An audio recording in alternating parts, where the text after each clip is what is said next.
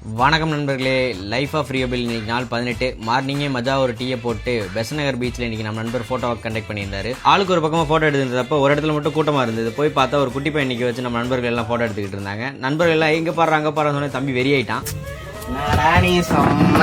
ஒரு 8 o'clock போல எல்லாரும் மொத்தமாக ஒரு இடத்துல அசம்பிள் ஆகிட்டு அவங்கவுங்க எடுத்த ஃபோட்டோஸ் பற்றி டிஸ்கஸ் பண்ண ஆரம்பிச்சிட்டோம். அதெல்லாம் முடிச்சுட்டு டீ கடை போயிட்டு ஒரு அட்டியை போட்டோம். நம்ம நண்பர்கள் எல்லாம் சேர்ந்து ஷோ வைப்பது எப்படி சொல்லிக் கொடுங்க அப்படின்னு கேட்டனால நண்பர்களுக்கு சொல்லிக் கொடுத்துட்டு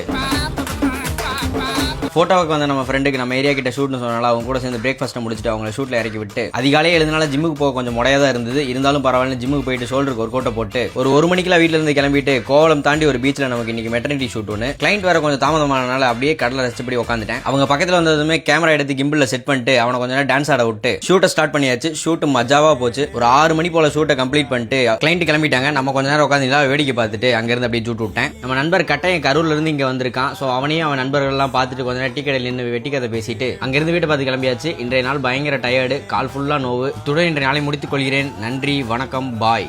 இன்பமாய் இருக்குதையா.